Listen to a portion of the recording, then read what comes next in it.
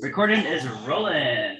It's Wednesday, April 20th, and I've got a lab lined up for you guys today. So there's this lab paper. It's back on the lab tables. We're going to do one per group, but let me show you guys what you're trying to figure out today, and I'll demo this up here so you guys can see that too. All right, so I did show you guys this picture of this equation sometime last couple days. So you guys have seen this before, but remind you what's going on here. Hey, does this look kind of like a wire? And this wire maybe it conducts electricity, right?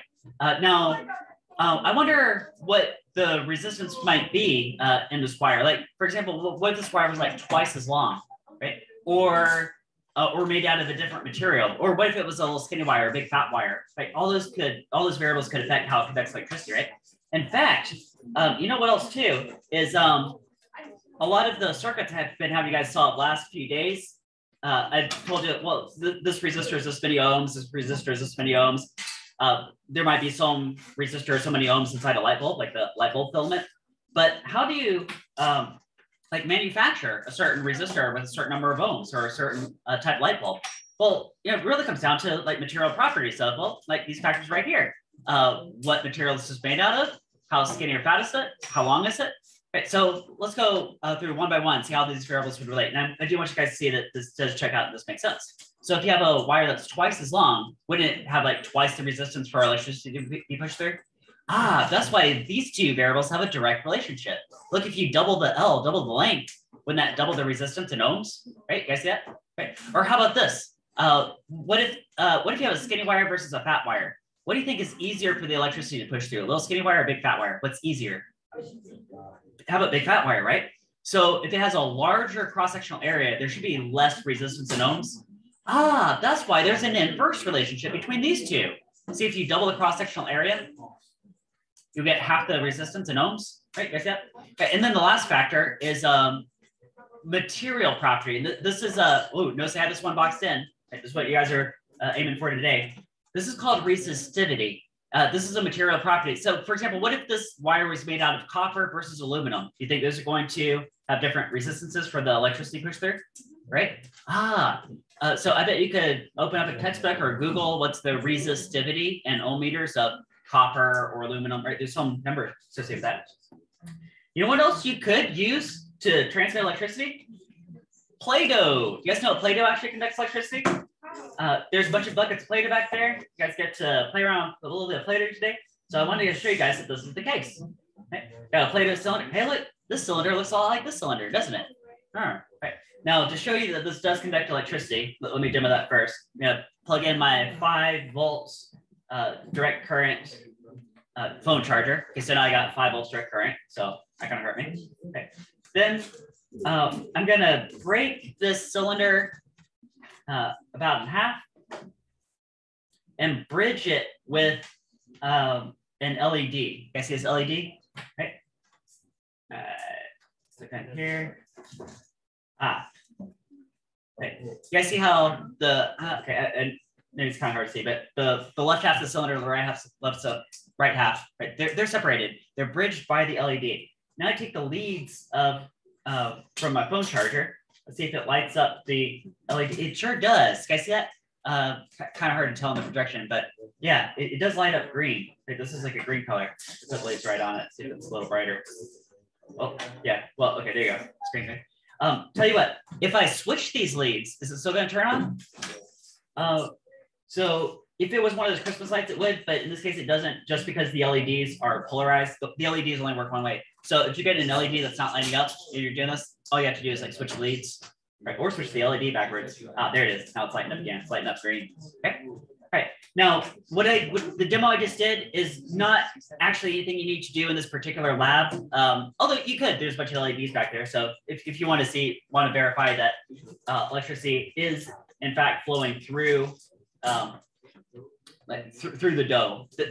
Sorry, I meant to say that too. Right. The only way for it to light up is the electricity had to be traveling through the dough, right? So this dough does conduct, probably not as well as copper, right? But I bet it has like some resistivity we could solve for, right? How about this? Let's think how this lab's going to go together, and then I'll show you guys the paper. So let's go back to just like a dough cylinder.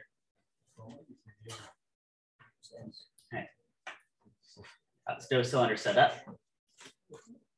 Okay. All right, so if the goal today is to solve for this resistivity, I bet if you had these other three variables, you could solve that, right?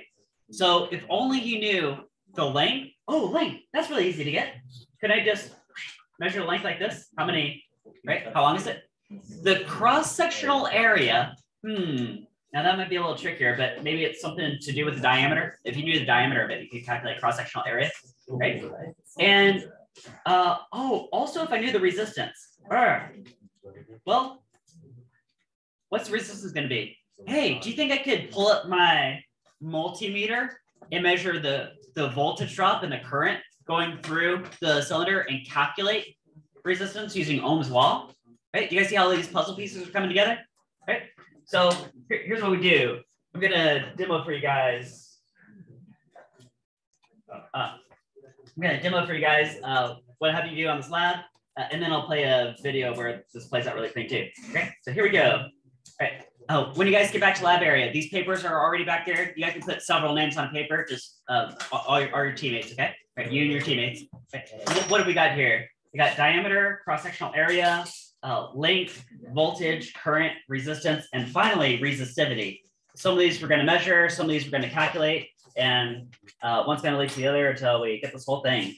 All right, so first one, diameter in meters. Oh, notice it says meters. I meant to mention that too.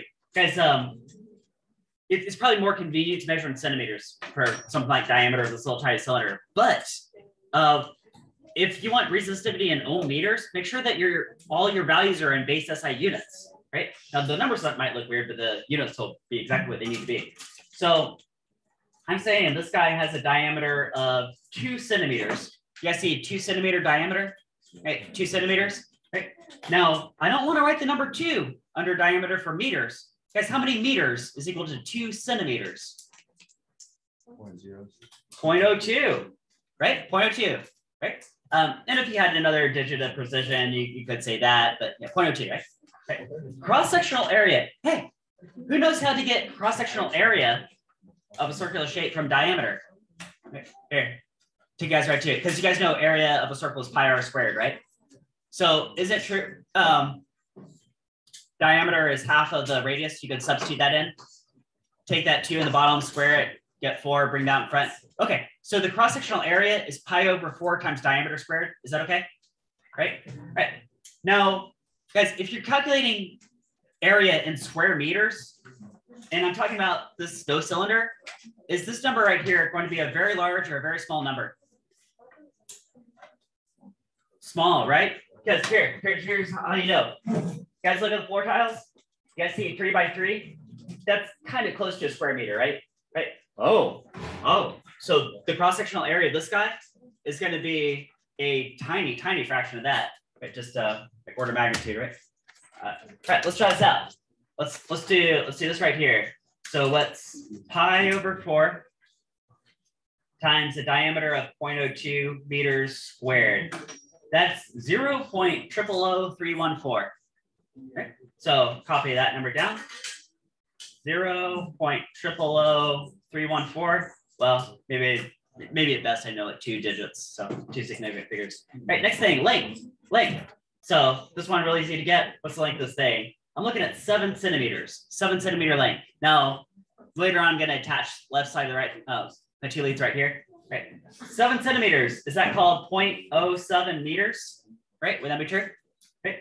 Now I'm to the electricity parts: voltage, current, resistance. All right, now it's time to plug in my cell phone charger again.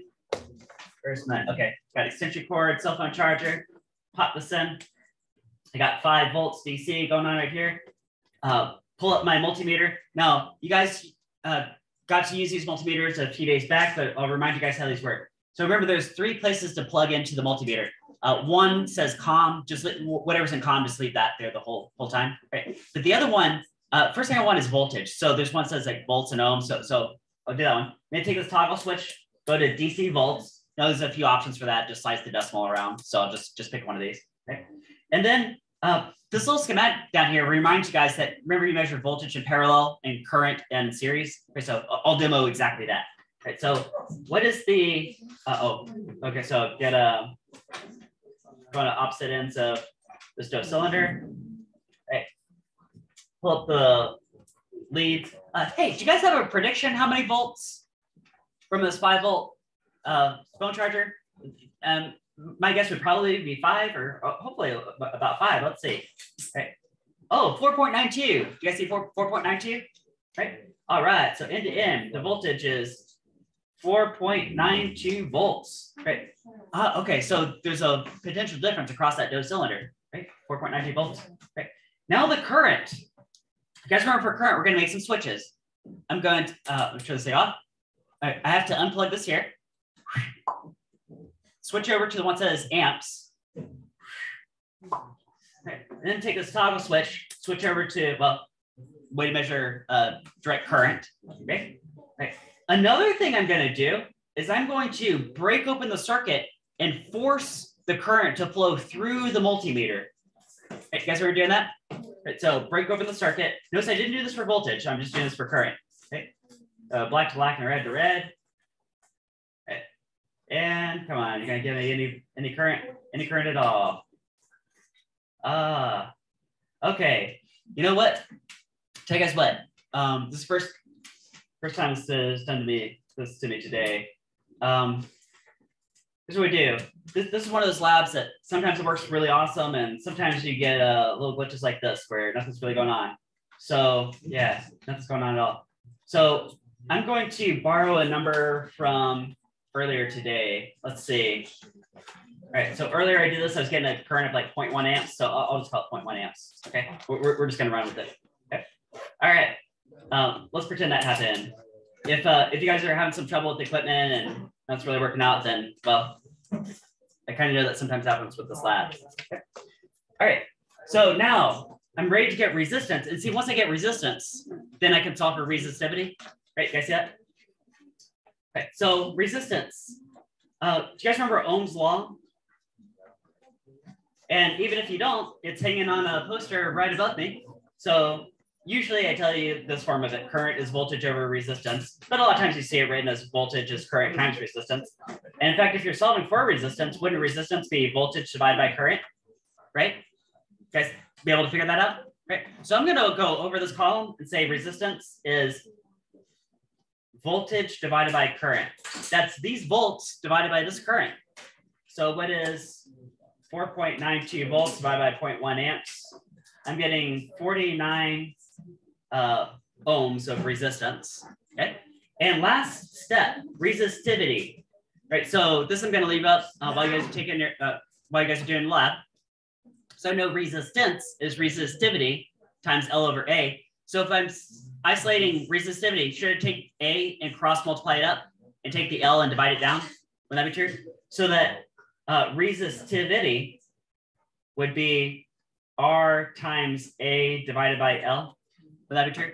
Great. So let's try this out. Let's put it all together. So 49 ohms times cross-sectional area of 0.000314 divided by a length of 0.07 meters. And I'm getting, that right there is the, I shouldn't tell you guys this, but that actually is almost exactly the textbook value of resistivity for Plato. So even though I kind of fudged this number, it still ended up working in the end. This would be ohm meters, right? You guys got that? Right. Now there's a couple other things I want to say before you guys go back there. One is that there's a poster hanging from my ceiling that I haven't quite mentioned yet that has to do with this lab. So this right here, we're not going to exactly go into this detail, but you could. This is a different way you could do this lab. Is if you did several different dose cylinders and you got different resistances and different L over A ratios. If you graph those, they should line up in a straight line and the slope would be equal to the resistivity. Right. So that's the way you could go with this lab. Right. And one more thing is I want you to see sort of in line with that, a video version of this that works out super clean. Right, so we go.